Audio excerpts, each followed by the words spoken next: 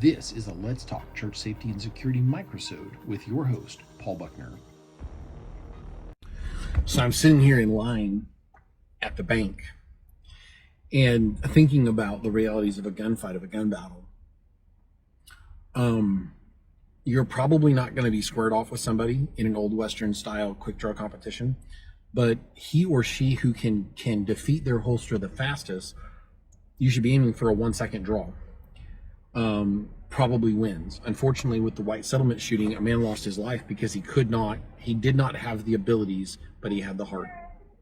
He did not have the abilities to draw his weapon in a timely manner. It was about a 4 second draw stroke, and it cost him his life. Now, he was also trying to draw on somebody that already had a drawn weapon. I love the man's heart, but it cost him his life. He had the heart, but he didn't have the skills. And that would describe most of us. I've literally had friends that have watched that video and gone, that would have been me. And that's an honest assessment of our skill sets and where we are and what we know how to do. Would I have survived that encounter is hugely important. That's how active self-protection got off the ground, was John Correa was doing this stuff and realizing, I don't know that I would have survived that fight. I don't know that I had the empty-handed skills to survive that fight. The gunfight may happen way closer to you, and that's a great segue. The gunfight may happen way closer to you than you realize. If you're in a heavy crowd and somebody's ID'd you with your earpiece, if somebody's ID'd you because of your reflective vest. I mean, I have a reflective vest in my vehicle at all times, but I also have a different one at church that I go up to a big old rack of these things and I pull one off and I put it on and I hang a radio when I'm out in the parking lot. People know. And unfortunately, we don't realize a lot of times that we give off a sheepdog vibe.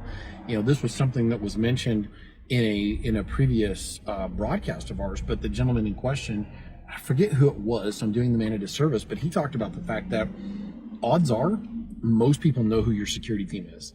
And if the average Joe can pick you out, so can the bad guy. Trust me, bad guys can smell bacon. They can ping cops anywhere.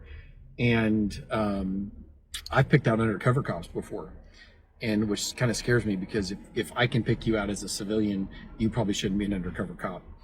And so be prepared for the gunfight to happen way closer to you. Be prepared to be the target of the attack. I think a lot of times our mindset is, oh, well, what's going to happen is I'm not going to be the target of the attack. I'm going to be protecting people who are the target of the attack. No, straight up, you could be a tertiary target, or you could be the primary target. These people want to go toe to toe with a squared away team, and they want to take them out. There are people who think that way, and for them it's a high watermark if they can get as many people as possible before they're taken out. That's a reality. Be prepared to be the target. Be prepared for somebody to come up, and their goal is to put a knife in you to take your gun. I don't know about you, but I really don't want somebody to die from my gun because it was taken out of my hands. That's a problem for me. Be prepared for the bad guy to come up and want to take you off the board to get to a higher value piece. We may be pawns and knights and things like that on the chessboard of church safety, but before they get to the bishop and the king and the queen, they may want to take us off the map.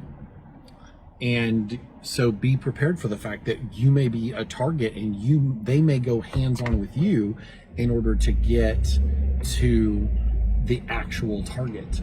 They may want to take your firearm, your weapon, whatever. So I'm going to put a pin in this, and then I'll come back after I finish my banking. If you enjoyed this microsode, check out the video and audio versions of the Let's Talk Church Safety and Security podcast.